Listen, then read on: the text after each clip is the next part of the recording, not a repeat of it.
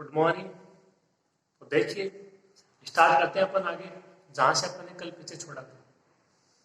तो अपन इसके थ्योरम कर चुके हैं इंपॉर्टेंट, और एग्जाम्पल भी कर चुके हैं। जो कल जो एग्जाम्पल करवाए थे आसान आसान वो एग्जाम्पल थे, कोई दिक्कत नहीं होगी आपको। बस ग्रुप की कंडीशन का उपयोग करते हुए उनको प्रूफ करना है। सिंपल सी चीज थी कि ए बी का whole square is equal to a square b square होगा, लेकिन वो अपने को प्रूव करना था साक्षरिता से, तस्मकता से, प्रतिलोम अवयव के से, यानी ग्रुप की परिभाषा से। ठीक है, इसी प्रकार अपन आज और देखिए इंपॉर्टेंट क्वेश्चन है, आया हुआ क्वेश्चन है, उसको करते हैं। तो ध्यान से आप पहले इसकी लैंग्वेज को समझिए, फिर अपन इसको करते हैं। यदि किसी ग्रुप जी में 3 क्रमागत पूर्णांकों n के लिए, अच्छा ये तो एक ही पूर्णांक है, ये तो एक ही पूर्णांक है ना, ये क्या कर रहा है 3 क्रमागत, तो 3 क्या हो जाएंगे n, n+1 और n+2। 3 क्रमागत पूर्णांक क्या हो जाएंगे n, n+1, n+2 के लिए ये दे रखा है कि ab की पावर n, ab का whole square n, sorry ab की whole power n is equal to a की पावर n, b की power n। For all a b belongs to G, ये दोनों अवयव जी के, सिद्ध कीजिए कि जी एक आपेली ग्रुप है, जी एक क्रम विनिमय ग्रुप है। 2 अवयव है A1 B जी के, आपेली ग्रुप के लिए आपको क्या दिखाना होगा, संक्रिया यहाँ पे कोई दी नहीं है, तो ए बी बराबर बी ए। प्रूफ क्या करना है, ए बी बराबर बी ए। उपयोग किसका करना है, ए बी की power whole power n is equal to a की पावर n, बी की पावर। 3 क्रमांक पूर्णांक लेने हैं, एक तो n है, 2 और आ जाएंगे n+1 और n+2। उसके लिए ये सत्य है, तो n के लिए लिखा हुआ है, n+1 के लिए लिखेंगे, n+2 के लिए लिखेंगे, उनको हल करेंगे, क्या आना चाहिए ए बी बराबर बी। तो ये आपका क्वेश्चन की लैंग्वेज थी कि आपको क्या दिया गया है और क्या आपको इसमें प्रूफ करना है। ठीक है, अपन स्टार्ट करते हैं क्वेश्चन, देखिए आप लोग।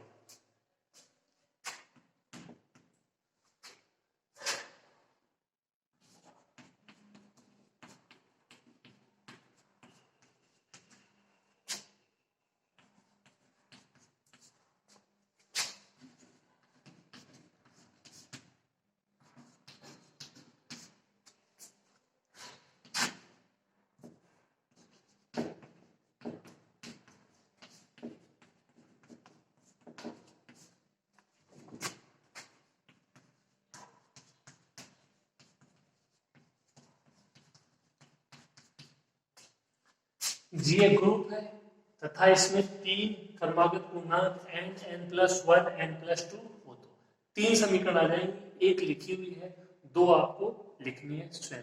ठीक है,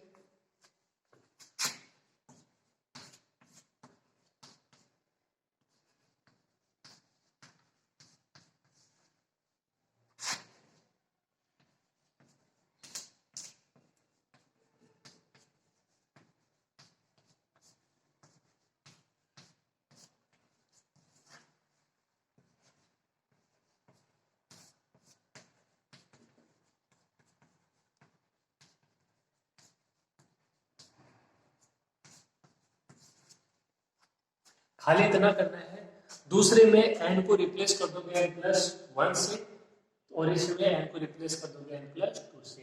ए बी की पावर n+1 का मान ए की पावर n+1, बी की पावर n+1, ए बी की पावर n+2 का मान ए की पावर n+2, बी की पावर n+2। अब इन तीनों समीकरणों में से किसी एक का यूज करते हुए, एक का सभी का आपस में यूज करते हुए आपको दिखाना है कि जी एक आपेली ग्रुप है, जी एक क्रम विनिमय ग्रुप है। ठीक है, देखिए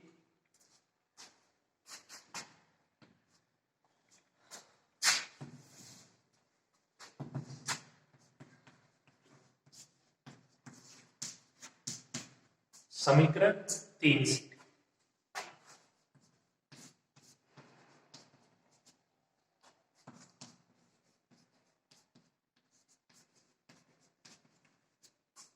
ए बी की power n+2 is equal to a की पावर n+2, बी की पावर n+2।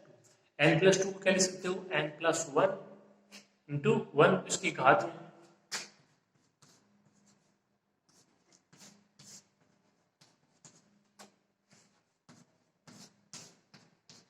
सही है। ए बी की power n plus one, a B की पावर वन, ए बी की पावर एन प्लस टू, इसी प्रकार उनको लिख दो।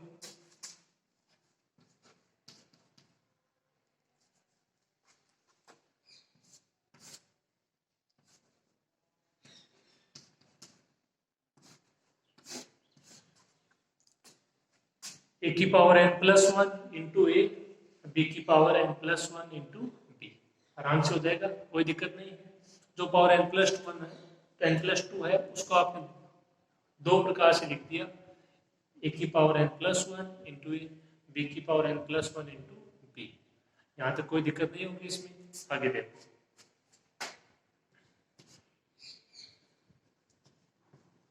ए बी की पावर एन प्लस वन का मान समीकरण दो से, ए की power n plus one, B की पावर एन प्लस वन,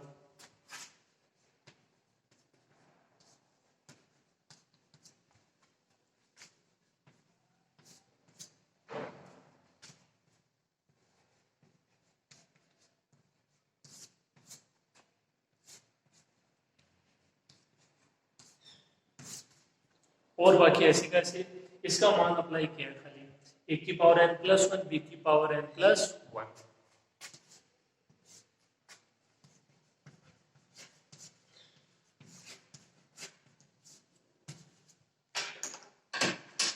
हो गया इतना, ठीक है। आगे देखिए,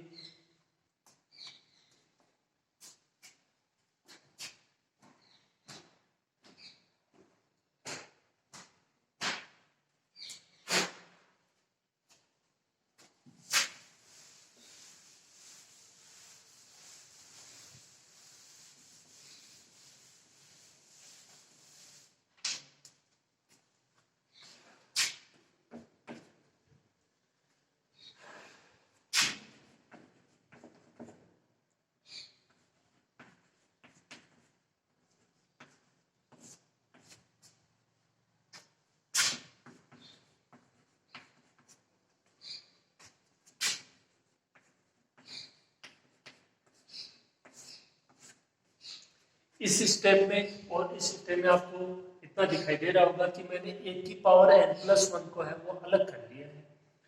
तो बी की पावर एन प्लस वन वो साथ हो जाएगा ए बी के, और जो ए है वो साथ हो जाएगा बी की power n plus one into b. इसको आप ए समझिए, इसको बी, इसको सी, इसको ए, इसको बी और इसको c. A star b star c is equal to a star b star c, ठीक है, हो जाएगा आराम से साचरीता से।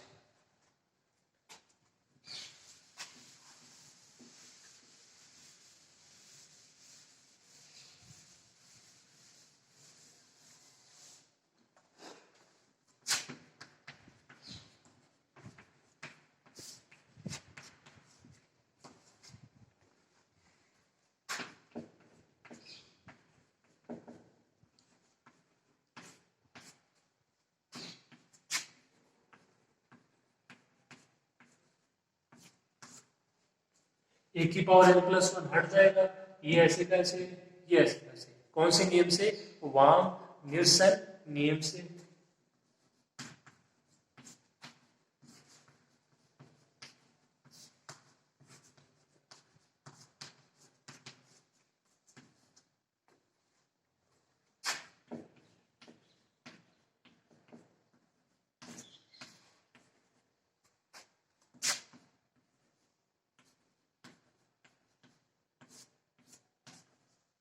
लास्ट में जो बी है उसको अलग कर लिया, और बाकी रह गया ए बी की power n plus one, B की power n plus one into a, दिए वो अलग, कौन सी कंडीशन से, सात्रीयता से।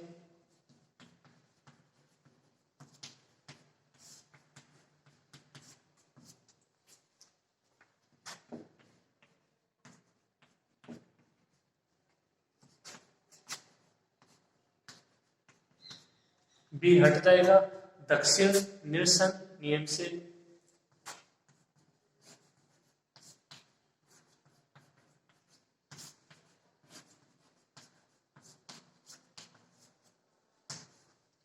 क्या आ गया अपने पास, बी की power n plus one into A is equal to A B की पावर एन प्लस वन, ठीक है।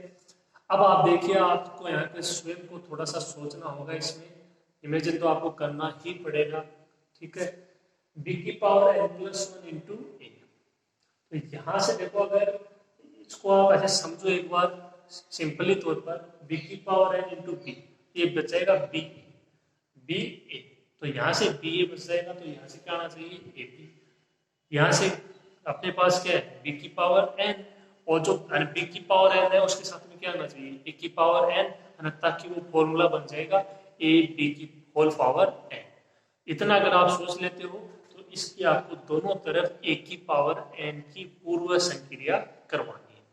आपको क्या करवाना है, ए की पावर n की दोनों तरफ पूर्व संक्रिया करवाने, ठीक है। यहाँ फॉर्मूला बन जाएगा, हट जाएगा, क्या बच जाएगा, बी ए। इसको हल कर लेंगे, क्या आ जाएगा, ए बी, यानी a b is equal to b a. G एक अपेली ग्रुप, ठीक है। तो ये देखो, स्वयं को आपको इसमें सोचना ही पड़ेगा, कोई यहाँ पे इसका फॉर्मूला नहीं।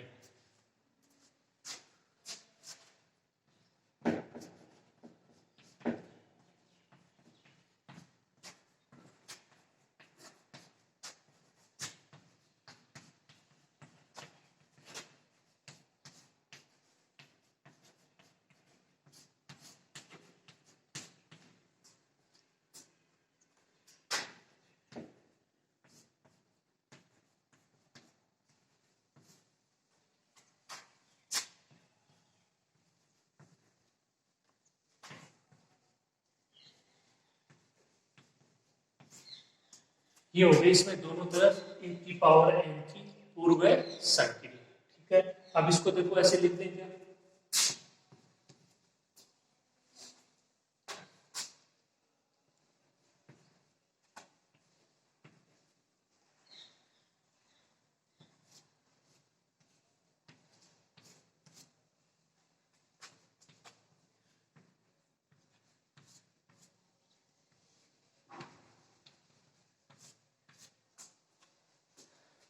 ए की पावर n, यहाँ से b की पावर n इसके साथ हो गया, ए की पावर n के क्या बच गया, b a, ए की पावर n के साथ a, तो क्या बच गया, b की पावर n प्लस वन। कौन सी कंडीशन अप्लाई हुई, साचरीयता से,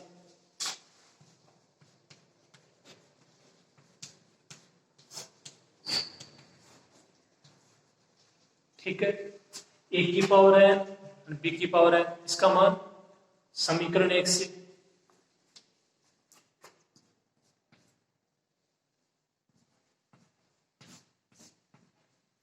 ए बी की पावर होल पावर n, ए की पावर n इंटू ए को क्या लिख सकते हो,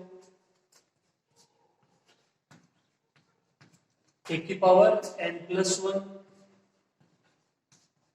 बी की पावर n प्लस वन, इसका मान समीकरण दो से ए बी की पावर n प्लस वन। यहां तक आप एक बार इसको लिखिए, फिर आगे करते हैं।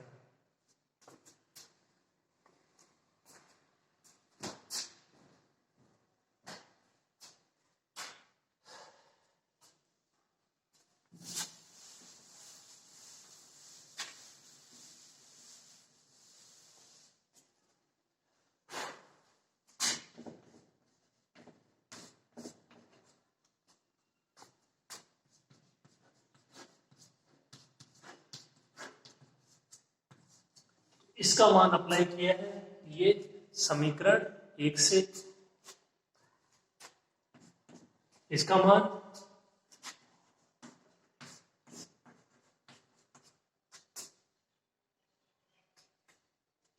साथ में बी ए भी, साथ में बी ए भी,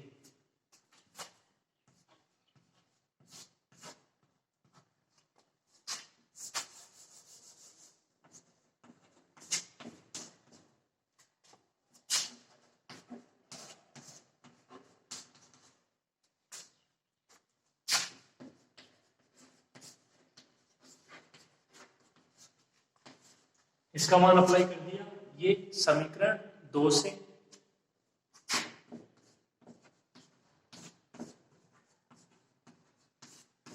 इसको क्या ले सकते हो,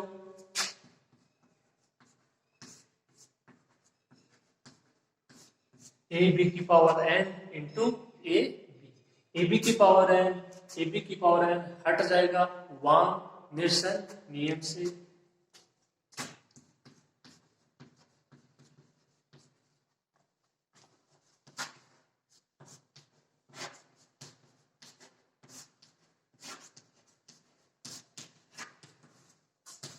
वांग निरसन नियम से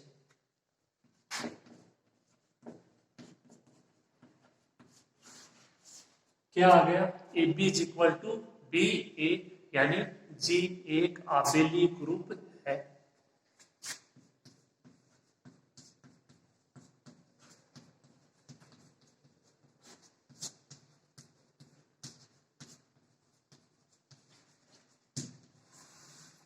जी एक आबेली ग्रुप, ये एग्जाम्पल था।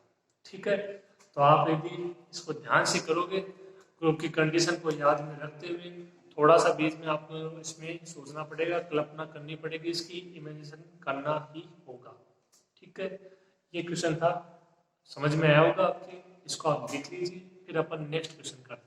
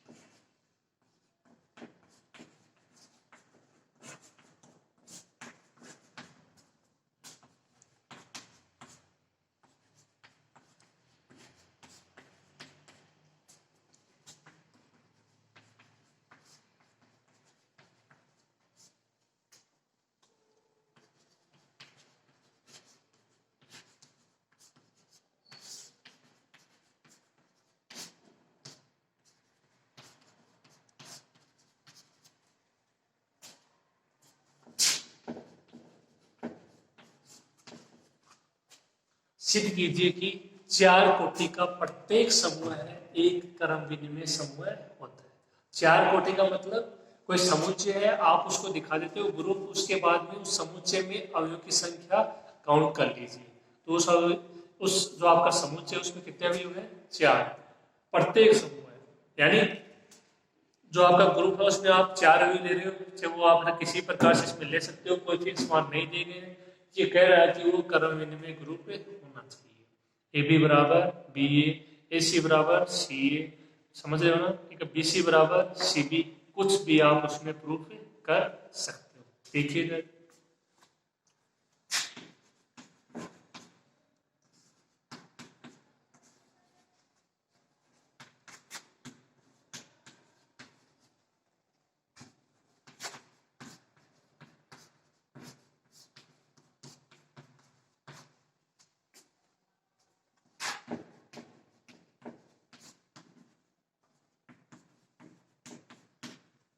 तो यहाँ पे मैंने जी है वो चार कोटि का एक समूह लिया है, ये चार अवयव है इसके, ए बी सी ई, जहाँ पे ई क्या है, जी का तस्मत अवयव, ठीक है, तीन अवयव ले लिए और एक क्या ले लिया, तस्मत अवयव, चार अवयव हो गए जी में, और उसको ले लिया अपने क्या है कि ग्रुप। अब आपको दिखाना है कि जी है वो क्या है, क्रम विनिमय ग्रुप, तो चाहे तो आप दिखा दीजिए ए बी बराबर बी, चाहे आप दिखा दीजिए ए सी बराबर सी ए, तो इसका तस्मा का अवयव है, चाहे आप दिखा दीजिए ना B C equal to C B. ठीक है, तो पहले देखिए अपन इसकी संख्या सारणी बनाते हैं, वो किस प्रकार होगी।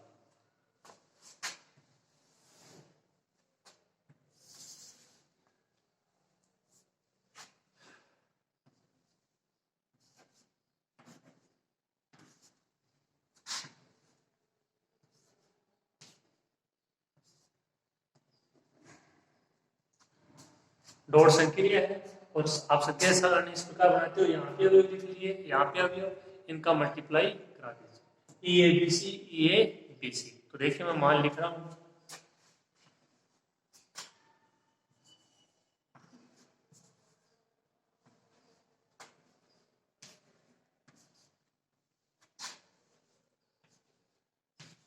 सही है। तो अनतस्मक अवयव की परिभाषा से E dot E dot A E dot B E dot C E dot A dot A वही अवयव वापस आ जाएगा तस्मक अवयव की परिभाषा से।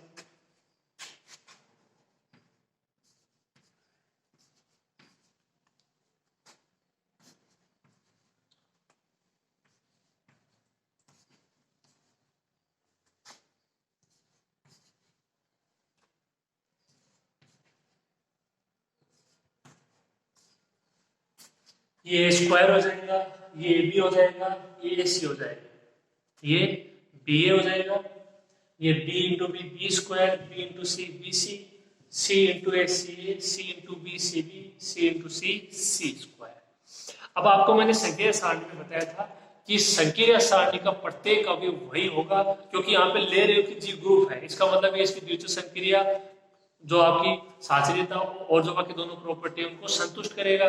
तो मैंने आपको एक दिन बताया था, उसका थ्योरेटिकल रूप भी लिखा था, कैलकुलेटेड रूप भी लिखा था, उसमें बताया था कि संकीर्ण सारणी का प्रत्येक अवयव समुच्चय जी का ही अवयव होगा। यानी देखो, अब इसमें समझने वाली बात है, उसको ध्यान से समझना।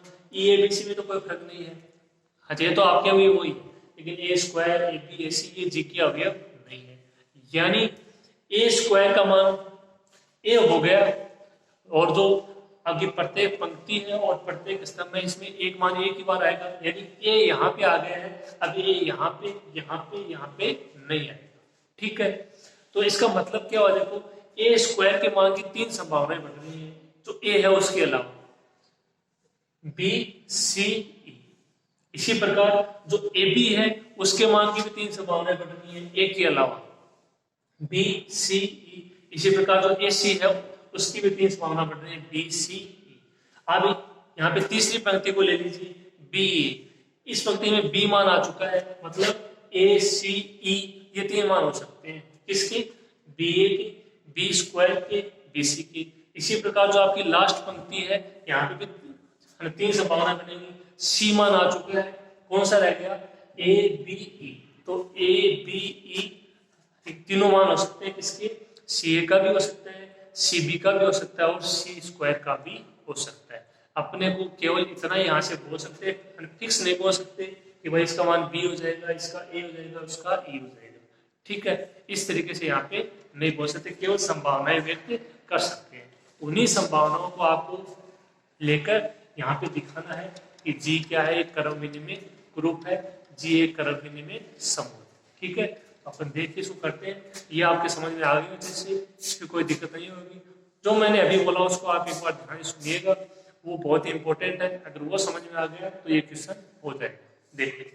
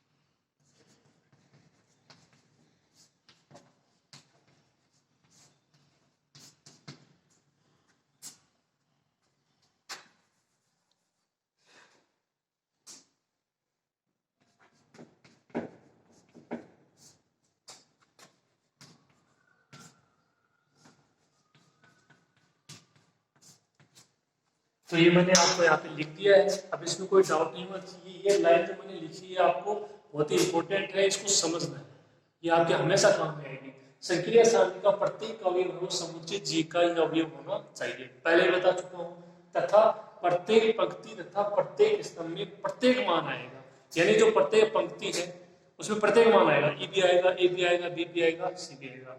समझ रहे हो मेरी बात, चाहे वो आपके स्तंभ ले लो चाहे वो पंक्ति ले लो, इधर भी ई ए बी सी, और वो आज रिपीट होके आ सकते हैं, जैसे ई ए बी सी आ गया, ए बी ई सी आ गया, लेकिन प्रत्येक पंक्ति और प्रत्येक स्तंभ में है वो प्रत्येक मान है वो आएगा। ठीक है इतना। अब देखिए आगे,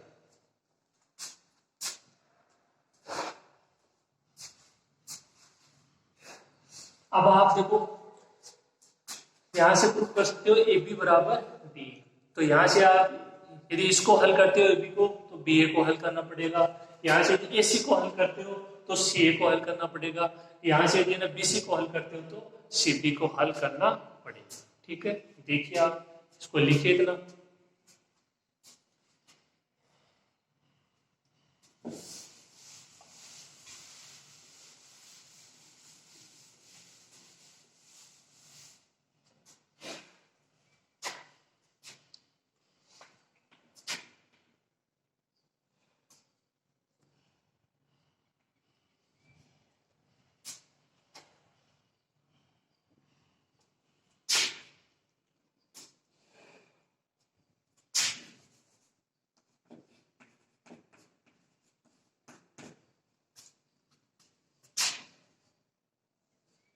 मैं ले रहा हूं यहाँ पे एसी को, मैं कौन से को ले रहा हूँ एसी को। तो एसी के मान की यहाँ पे तीन संभावनाएं हैं। कौन कौन सी? ए नहीं होगा, इसके अलावा हो जाएंगे, बी हो जाएगा, सी हो जाएगा और ई हो जाएगा। तो पहले मैंने लिया कि जब ए सी इज इक्वल टू ई। ठीक है, देखिए इसको,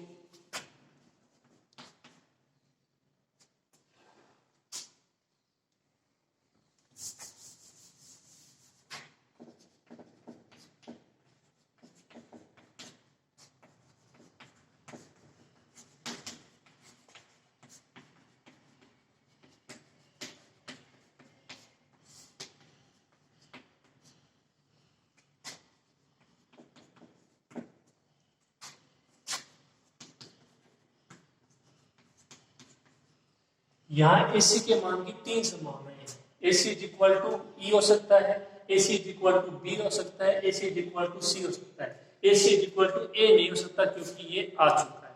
ठीक है, अब अपन इनको तीनों को बारी बारी से हल करते हैं।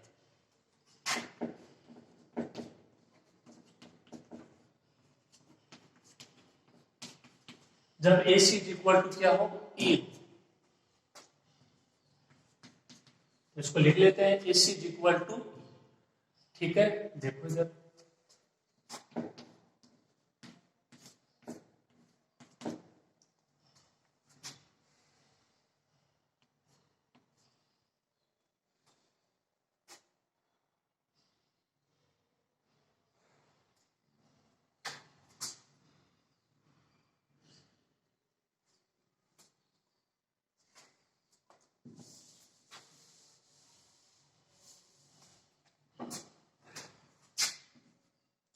देखो यहाँ पे पहले इस कंडीशन को लेते हैं, AC इज इक्वल टू सी। क्यों? देखो यहाँ से C आपका हट जाएगा। ठीक है, तो जो आप ऐसे देख लीजिएगा, ठीक है, कि यहाँ पे दोनों तरफ कौन सा एक अवयव समान है? तो C है वो क्या दोनों में समान है। यहाँ पे कोई भी अवयव समान नहीं है, यहाँ पे कोई भी अवयव समान नहीं है। इसका थोड़ा सा आप ऐसे पता लगा लेना, C समान है तो C हट जाएगा। C कैसे हटेगा? C इनवर्स से। यहाँ पे C इनवर्स की संक्रिया, यहाँ पे C इनवर्स की संक्रिया, E हो जाएगा A इंटू ई, ए आ जाएगा, यहाँ पे E आ जाएगा, C into C inverse E आ जाएगा, A बराबर E, A बराबर E, और वो क्या हो जाएगा? असंभव हो जाएगा। ठीक है, तो इस तरीके से थोड़ा पता लगा लेना।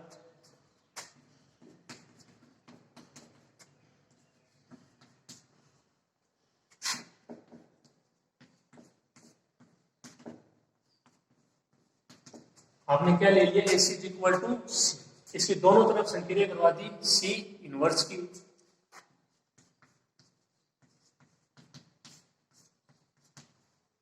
इसको ऐसे लिख दिया साचर्यता से, इसका मान E किससे? प्रतिलोम अवयव से।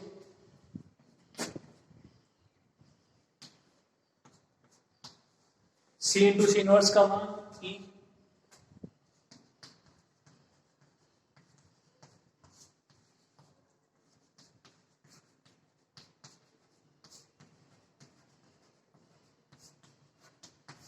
ये दो कंडीशन यहाँ पे यूज हुई है, साचर्यता व प्रतिलोम अवयव से। A is equal to e, a e का मान A, a is equal to e, और ए का मान है वो ई के बराबर नहीं हो सकता। क्यों नहीं हो सकता? ए बी सी ई चार अवयव है, चार अवयव मतलब चारों भिन्न भिन्न है, और ए और ए है ना दोनों बराबर हो जाएंगे, तो मतलब तीन अवयव हुए, चार का हुए।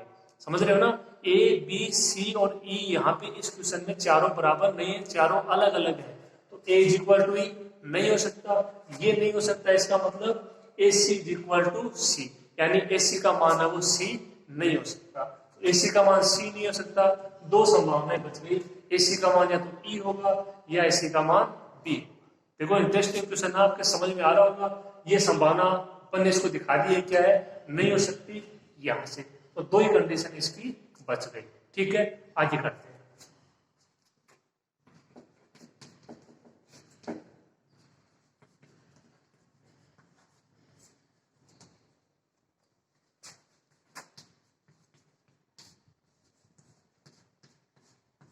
अर्थात ए सी नॉट इक्वल टू सी, यानी जो आपका ए सी है उसकी अब है ना दो ही संभावनाएं बची, ए सी इज इक्वल टू ई और ए सी इज इक्वल टू बी। ठीक है, इसको इतने से को पहले लिखिए फिर आगे करते हैं।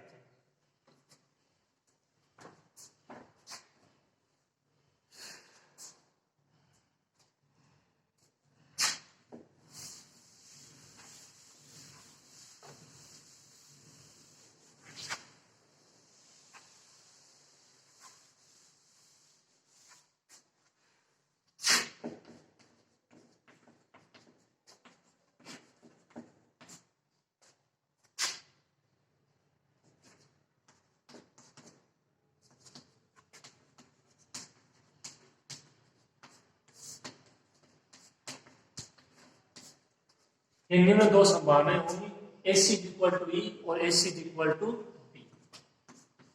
समीकरण एक। ठीक है, अब अगर आपने लिया है ए सी को तो अब अपन लेंगे किसको? सी ए को। ठीक है, देखो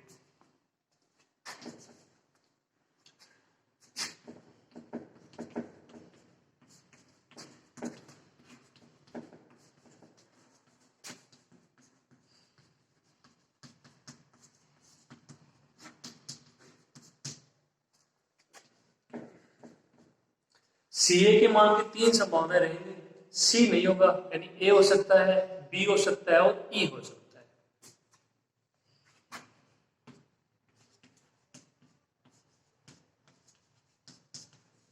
अभी बताओ कि यहां से दोनों में से कौन से मान को हल करेंगे? जैसे से पहले वाले को किया, क्या इसको करेंगे, क्या इसको करेंगे, क्या इसको करेंगे? इसको करेंगे। सी ए इज इक्वल टू ए का भी दोनों तरफ है, ए इनवर्स क्या हो जाएगी? दोनों तरफ संक्रिया। प्रोसेस है वो सेम रहेगा दोनों का, अवयव है वो चेंज होते जाएंगे।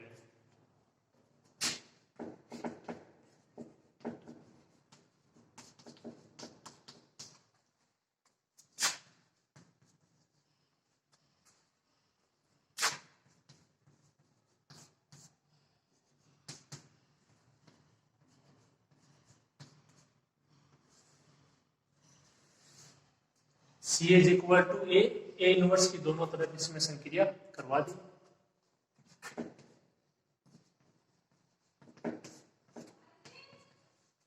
साचर्यता से, प्रतिलोम अवयव से,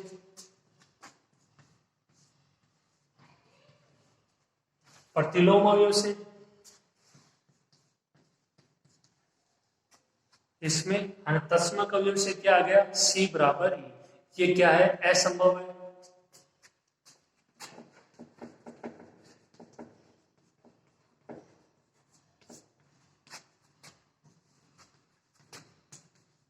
अर्थात c a not equal to a.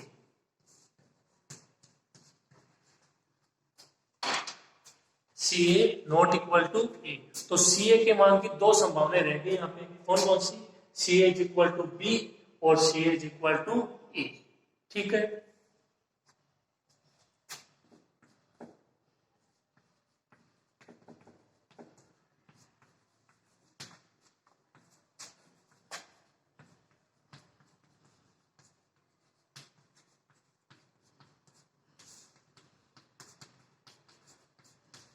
C ए के मान की निम्न दो संभावनाएं होंगी। कौन कौन सी?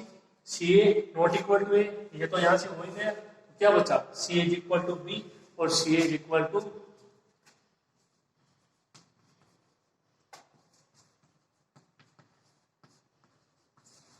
सी a is equal to b, c a is equal to e, समीकरण 2 से।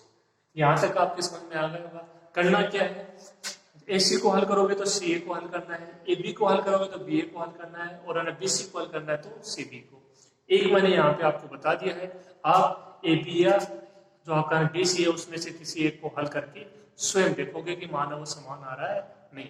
अब देखिए थोड़ा सा हो रहा है, ये मतलब समीकरण 1 और 2 का यूज करेंगे, ये प्रूफ हो जाएगा। आप इतना लिख लीजिए, फिर अपन आगे करते हैं।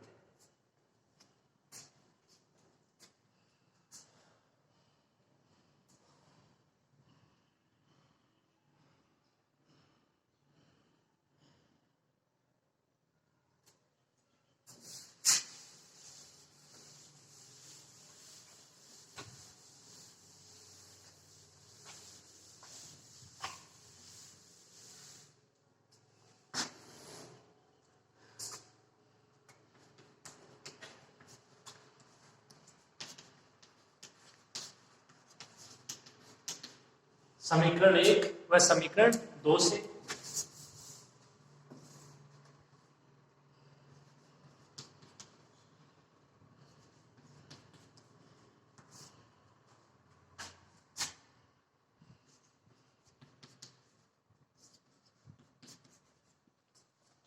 AC is equal to E, AC is equal to B, CA is equal to E, CA is equal to B, AC is equal to E, CA is equal to E, इन दोनों से क्या बोलोगे, AC बराबर CA, AC is equal to B, CA is equal to B, इन दोनों से क्या बोलोगे, AC is equal to CA।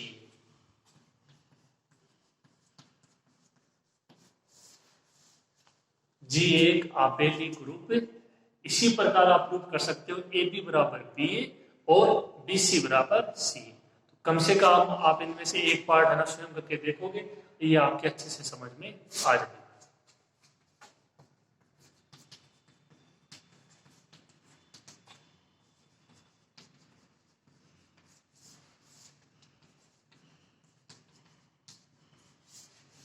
इसी प्रकार से ए बी बराबर बी ए और बी सी बराबर सी।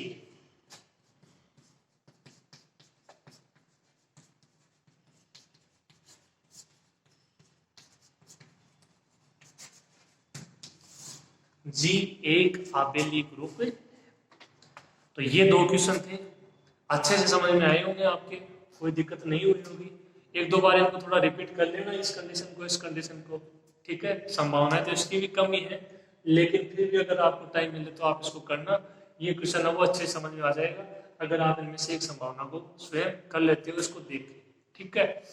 तो आज की क्लास में इतना ही, नेक्स्ट क्लास में आगे के एग्जाम्पल और थ्योरम पढ़ेंगे।